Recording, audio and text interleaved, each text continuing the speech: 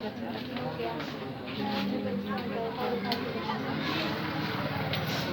इसमें देख लो, परमाणु में परिक्रमण करने वाले इलेक्ट्रॉन का चुंबकीय द्विध्रुव आघूर्ण, यही ना। सबसे पहली बात हम बता दें कि इसमें चुंबकीय द्विध्रुव आघूर्ण क्या होता है। इलेक्ट्रॉन अगर किसी परमाणु में अगर घूम रहा है, ठीक है, तो मान लिया अगर हमारे परमाणु के बीच में क्या होता है, नाभिक होता है। क्या होता है इसमें, नाभिक। इसके चारों तरफ इलेक्ट्रॉन क्या करता है, चक्कर लगाता है।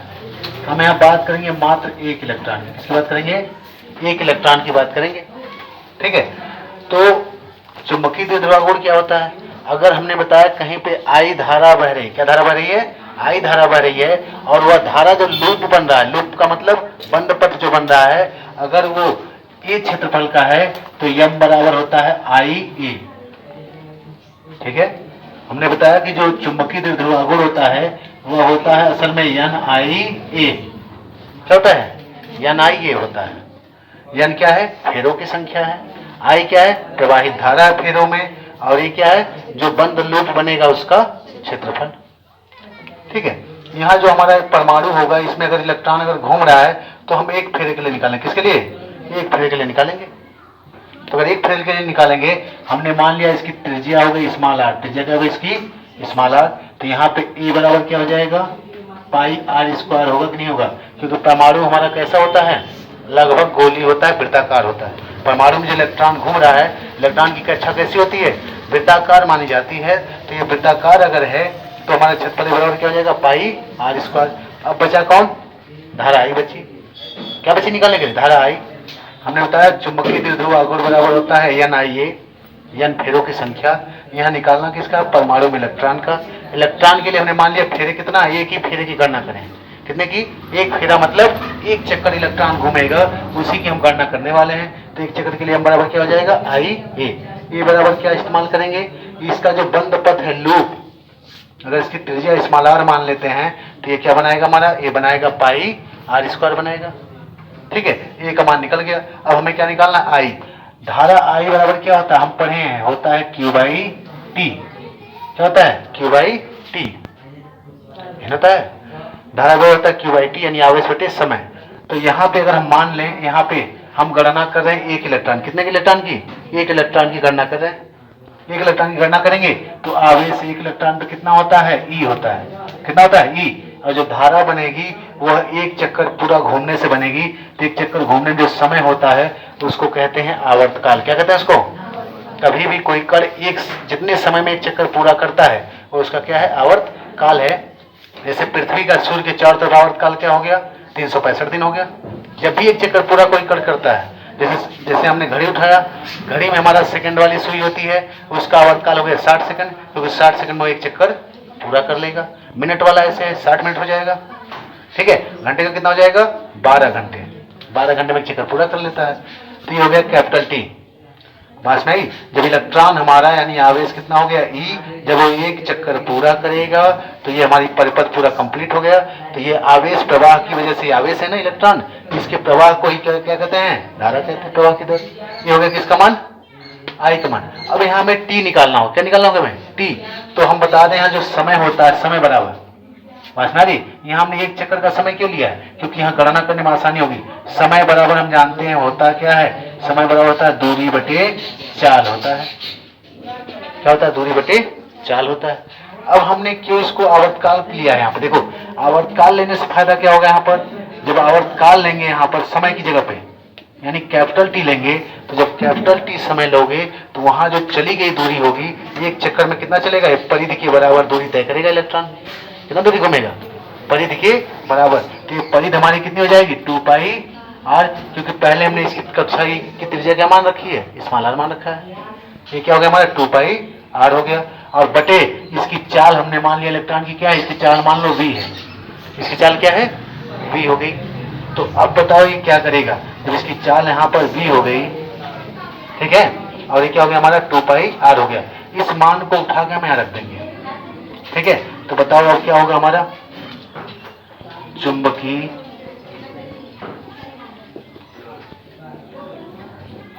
द्विध्रुव आघूर्ण, यम बराबर क्या होता है, आई है। आई का मान कितना आ गया, आई का मान हो गया ई बाई टी हो गया ना, और ए का मान कितना है, ये हो गया पाई आर स्क्वायर, ठीक है।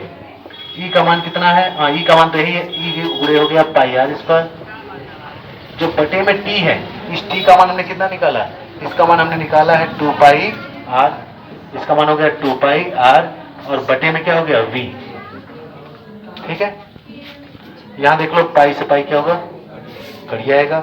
यहाँ एक आर से क्या होगा, एक आर भी हमारा कट जाएगा, ठीक है। तो यम बराबर क्या हो गया, v चला जाएगा ऊपर, v चला जाएगा ऊपर ना, तो ऊपर पहले बचा e बटे, देखो क्या बचा, e बाई 2 बचा कि नहीं बचा, ये बचा e, ये बच गया 2। यहाँ पे जब v ऊपर जाएगा तो यहाँ कौन है, यहाँ है, तो यहाँ हो जाएगा वी आर, क्या हो जाएगा, ये वी आर हो जाएगा, ठीक है। अब उसके बाद देखो हम इसमें क्या करेंगे, यहाँ पर हम ऊपर नीचे अगर यम से गुणा कर दें, इलेक्ट्रॉन के द्रव्यमान यम से क्या कर दें, गुणा कर दें, यम से मान लो नीचे भी गुणा कर दें, और कहाँ गुणा कर दें, ऊपर भी। तो यहाँ पर यम बराबर देखो मिलेगा, यहाँ ई बटे 2 है, यहाँ यम से गुणा कर दो नीचे, और ऊपर भी गुणा कर दो, ऊपर गुणा कर देंगे तो क्या हो जाएगा, यम बी आर। अब ध्यान से देखो क्यों हमने गुणा किया है, असल में द्रव्यमान गुणे वेग ये बराबर होता है संवेग के, किसके बराबर होता है, संवेग के। द्रव्यमान गुणे वेग बराबर होता है संवेग, जिसे हम लोग रेखी संवेग भी कहते हैं, क्या कहते हैं इसको, रेखी संवेग। लेकिन वही जब द्रव्यमान गुणे वेग रेखी संवेग हो गया, ऐसी रेखी संवेग में जब त्रिज्या से भी गुणा किया जाता है तो इसको कहते हैं कोणीय संवेग। क्या कहते हैं इसको कहते हैं कोणीय संवेग। यानी ये हमारा एमबीआर क्या है, ये है कोणीय संवेग। क्या हो गया ये, कोणीय संवेग। यहाँ हमने क्या बताया कि हमारा जो रेखी संवेग होता है, रेखी संवेग बराबर होता है द्रव्यमान गुणे वेग होता है। और अगर इसी में त्रिज्या से गुणा कर दो एमबीआर, इसको हम लोग पी से दिखाते हैं, किसे दिखाते हैं, पी से। अगर इसी में त्रिज्या से गुणा कर दो एमबीआर, इसमें त्रिज्या से गुणा कर दो, तो ये हमारा कहलाएगा कोणीय संवेग कहलाएगा। क्या कहलाएगा, कोणीय संवेग। यानी हमारा क्या हो जाएगा ये, यानी इसको हम कोणीय संवेग कह सकते हैं। तो यम बराबर होता है ई बाई 2 यम, और इसको हम कहते हैं कोणीय संवेग जे। यही हमारा फार्मूला है, ठीक है। यानी जो हमारा परमाणु में परिक्रमण करने वाला इलेक्ट्रॉन है, कौन है, इलेक्ट्रॉन। परमाणु में जो कक्षाओं में परिक्रमण करने का जो परिक्रमण करने वाला जो इलेक्ट्रॉन है, उसका जो चुंबकीय द्विध्रुव आघूर्ण होता है वह क्या होता है, ई बाई 2 एम का, उसका क्या होता है, जो कोणीय संवेग होता है उसका ई बाई 2 एम होता है। बस नहीं, बस ये हमारा फॉर्मूला इसमें है, ठीक है। इसको बस सदिश रूप में लिखते हैं, सदिश रूप में। तो हमारा सदिश राशि ये भी क्या हो जाएगा, सदिश राशि। तो यहाँ हो जाएगा वेक्टर एम बराबर ई बाई 2 एम, और ये जाएगा हमारा जी, वेक्टर जी। समझ में आ गया।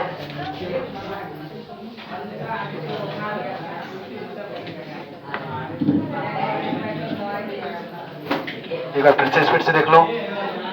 अगर कोई परमाणु है हमारा, उसके नाभिक के चारों तरफ स्मॉल आर त्रिज्या में कोई इलेक्ट्रॉन एक है जो कक्षा में अपने घूम रहा है, इसकी त्रिज्या क्या होगी, स्मॉल आर है। अगर इस कक्षा में त्रिज्या में घूम रहा है तो इसके इलेक्ट्रॉन क्या है, आवेश है। इस पे क्या होता है, ई आवेश होता है। और आवेश जब चलता है तो आवेश के चलने से क्या बहती है, उसके विपरीत धारा में, विपरीत दिशा में धारा बहती है। एक चीज और ध्यान दोगे, यहाँ विपरीत दिशा में धारा के कारण यहाँ माइनस में आएगा। किसमें आ गए, जब दिशा नहीं निकालेंगे, परिमाण लोगे तो कोई दिक्कत नहीं, जब सदिश रूप में लाओगे तो उसको माइनस में लिखेंगे, क्योंकि इलेक्ट्रॉन जिस दिशा में चलता है उसके विपरीत दिशा में क्या चलती है, धारा चलती है। तो इसके इलेक्ट्रॉन के चारों तरफ दौड़ने, सभी को पता है नाभिक के चारों तरफ इलेक्ट्रॉन दौड़ता है, इसके चारों तरफ दौड़ने के कारण यहाँ पे क्या होगा, विद्युत धारा उत्पन्न हो जाएगी। क्या उत्पन्न हो जाएगी, विद्युत धारा। कैसे उत्पन्न होगी, आई बराबर क्यू बाई टी उत्पन्न होगा। ये क्यू का मान कितना हो गया, ये हो गया। समय हमने कितना ले लिया, एक आवर्तकाल।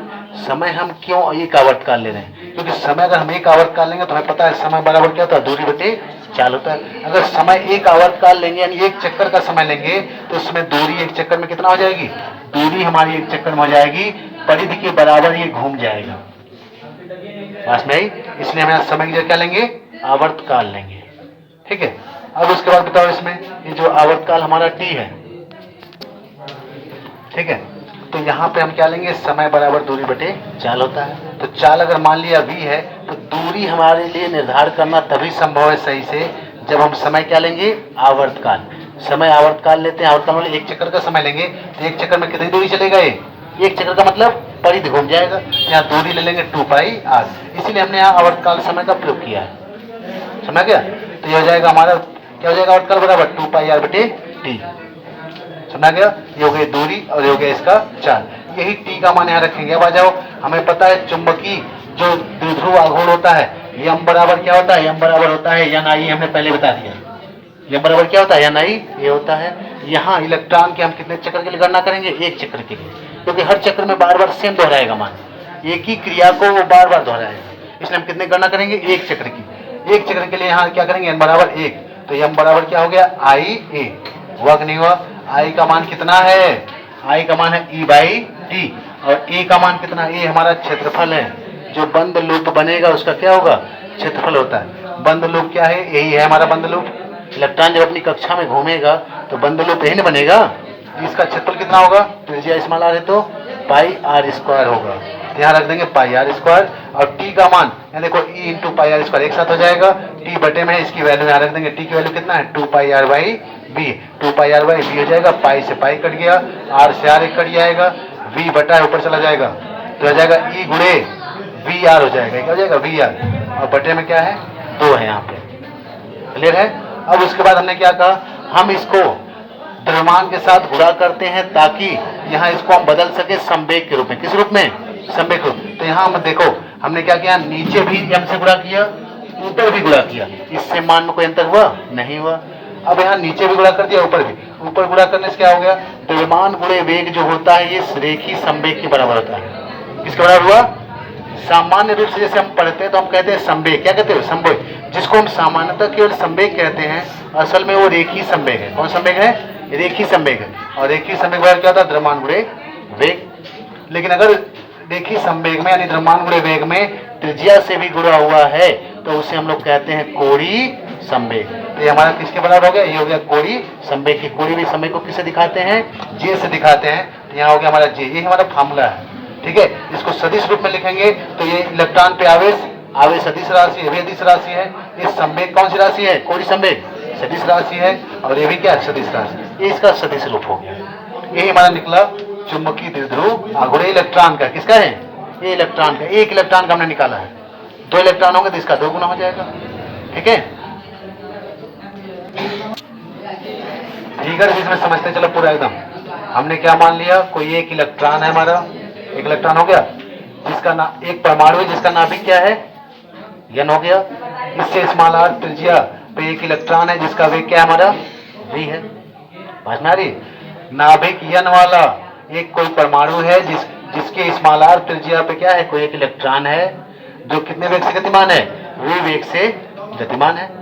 समझ में आ रही, अब v वेग से गतिमान है तो जो इसकी तुल्य धारा होगी, कौन सी धारा, तुल्य वैद्युत धारा, I बराबर क्या हो जाएगा, ये हो जाएगा E बाई टी हो जाएगा। आवेश बटे क्या होता है, समय, आवेश बटे क्या होता है, समय। तो ये हो जाएगा E बाई टी, लिख लो, जहां E क्या है, इलेक्ट्रॉन का आवेश है, इलेक्ट्रॉन का आवेश, तथा T इलेक्ट्रॉन का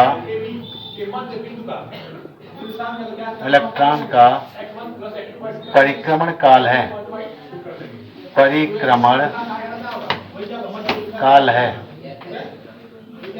परिक्रमण काल है। ठीक है, हम पहले ही बता दें, हमें इसका निकालना चुंबकीय द्विध्रुव आघूर्ण निकालना। चुंबकीय द्विध्रुव आघूर्ण बराबर होता है या ये, हमें एक फेरे के लिए निकालें तो हमें चाहिए IA। क्या चाहिए, IA। तो यहाँ हम पहले I पे ही अटैक कर रहे हैं, हमें पहला I ही चाहिए। I बराबर क्या होता है, आवेश बटे समय। आवेश हो गया एक इलेक्ट्रॉन का E, समय क्या हो गया T। समय कौन सा है, ये है परिक्रमण काल। ठीक है, तथा यह रुक जाओ, जहां परिक्रमण काल T बराबर क्या हो जाएगा, परिक्रमण काल T बराबर हमें पता है क्या होता है, दूरी बटे समय होता है। हमेशा समय बराबर क्या होता है, दूरी बटे चाल होता है। क्या होता है, दूरी बटे चाल होता है। यहाँ दूरी क्या है, दूरी हो जाएगी परिक्रमण काल का मतलब दूरी हो गई 2 पाई आर हो जाएगी, यहाँ पर 2 पाई आर हो गई बटे में चाल हमने शुरू में ही क्या माना है, v माना है। ये किसका मान हो गया, t का। तो अब बताओ तुल्य धारा क्या हो गई, तुल्य धारा हो गई हमारी I इक्वल टू हो गई E बाई टी है। t का मान कितना आ गया, t का मान आ गया 2 पाई आर बाई v। उल्टा कर लो इसको, तो यहाँ पे क्या निकलेगा, v ऊपर चला जाएगा, बटक बटा है तो v चला जाएगा ऊपर, तो जाएगा EV अपान क्या हो जाएगा 2 पाई आर हो गया। ये किसका मान निकला, I का, I निकल गया। अब आते हैं हमें क्या चाहिए, हमें चाहिए IA, क्योंकि चुंबकीय द्विध्रुवाघूर्ण m बराबर होता है IA, तो I तो निकल गया। अब हमें चाहिए A, ठीक है। तो यहाँ निकालेंगे, देखो लूप का हो जाएगा क्षेत्रफल, लूप का क्षेत्रफल हो जाएगा हमारा, लूप का क्षेत्रफल A बराबर हो जाएगा पाई आर स्क्वायर, क्योंकि बंद लूप इलेक्ट्रॉन इसी को बना रहा है, यही इलेक्ट्रॉन का बनाया हुआ बंद लूप है। इलेक्ट्रॉन इसी पथ पे दौड़ रहा है, इसी पे धारा उत्पन्न होगी। तो जब ये घूम रहा है बस इतना है, इसका आवेश देखो मैं लिखा नहीं यहाँ, इसका आवेश होता है माइनस में, आवेश से क्या होता है माइनस में होता है। तो माइनस का मतलब बस इतना है कि धारा जो होगी इसकी विपरीत दिशा में उत्पन्न होगी, इलेक्ट्रॉन प्रवाह की क्या होगी, विपरीत होगी। पास में आ रही है, इस बात का हमें यहाँ ध्यान रखना होगा और कुछ नहीं। इसमें आ गया, इसकी विपरीत दिशा में धारा उत्पन्न होगी और कौन सा बंद लूप बनाएगा, यही ना। और इसका क्षेत्रफल हो जाएगा पाई आर स्क्वायर, क्योंकि ये एक वृत्त है। अब आ जाते हैं चुंबकीय द्विध्रुवाघूर्ण निकाल लेते हैं यहाँ पे।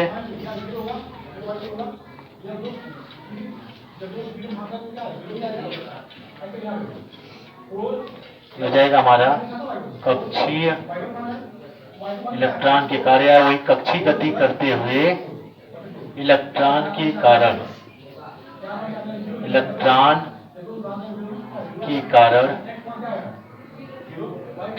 कारण चुंबकीय द्विध्रुव आघूर्ण, चुंबकीय द्विध्रुव आघूर्ण क्या हो जाएगा, m बराबर वही I, ये हो गया m बराबर क्या हो जाएगा। एक चीज और देख लो, यहाँ पे हमेशा हमने बताया कि जो m की दिशा होती है वह I जो है, जो ये हमारा क्षेत्रफल है इसी की दिशा में होती है, और क्षेत्रफल हमारा यही है। क्षेत्रफल हमेशा जो भी क्षेत्रफल की दिशा कहाँ होती है, क्षेत्रफल की दिशा हमेशा पृष्ठ के लंबवत होती है।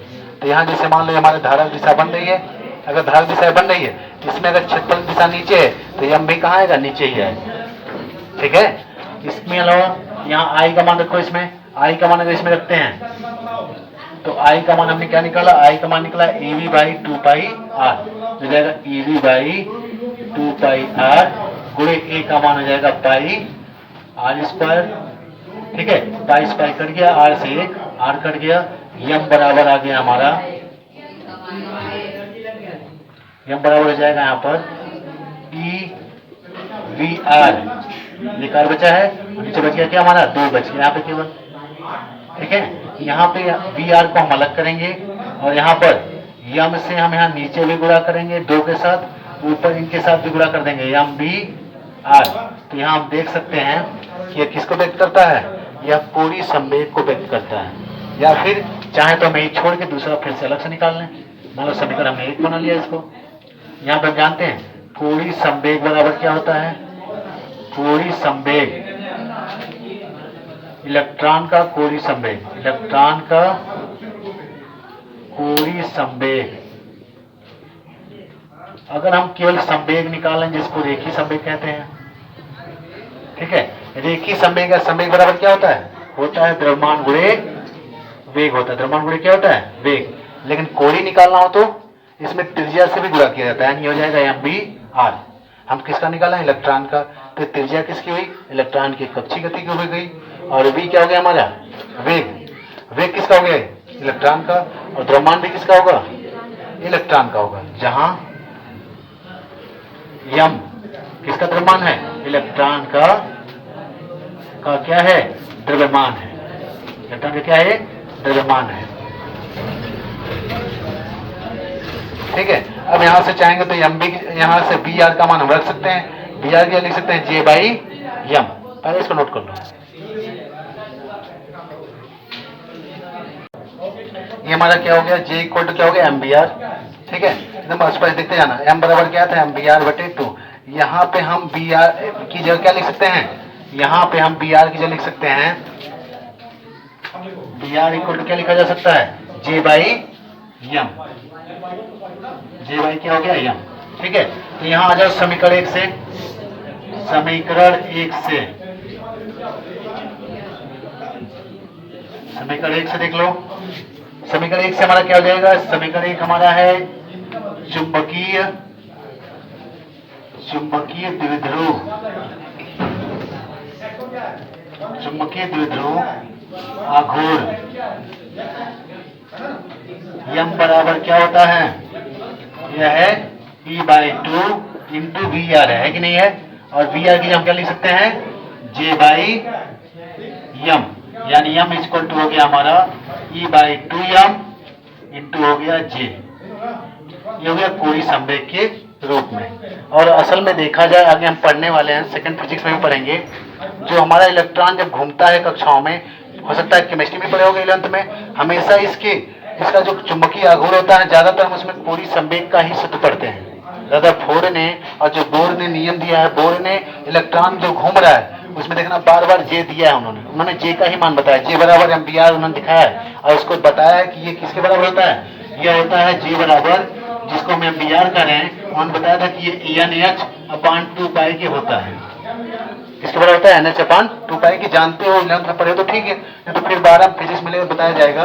N हमारी क्वांटम संख्या होती है, मुख्य कक्ष की संख्या होती है N, और H होता है प्लांक नियतांक। ये बार बार दिखाया गया, इसीलिए यहाँ पे हमारा लक्ष्य यही था कि जो इलेक्ट्रॉन का चुंबकीय द्विध्रुव आघूर्ण है उसको हम किसके रूप में निकालें, उसको हम निकालें कोणीय संवेग के रूप में। इसलिए हम यहाँ तक सूत्र को बदल के लाए, तो यही फार्मूला बन जाए, लेकिन इसको हमने बदला किसके रूप में, J के रूप में। तो यहाँ हमारा ये हमारा फार्मूला मेन हो गया। अगर इसको हम सदिश रूप में दिखा रहे हैं, सदिश रूप में, तो सदिश रूप में दिखाएंगे तो M बराबर हो जाएगा हमारा, ये हो जाएगा यहाँ पे वेक्टर हो जाएगा, E/2M क्या है, ये अदिश राशि है, और J क्या है हमारा, सदिश राशि है। पर ध्यान रखना ये आएगा माइनस में, किसमें आएगा, माइनस में, क्योंकि इलेक्ट्रॉन का जो कोणीय संवेग होता है, इलेक्ट्रॉन का कोणीय संवेग मतलब इलेक्ट्रॉन की दिशा में मिलेगा ना, और ये जो मिलता है उसके विपरीत दिशा में।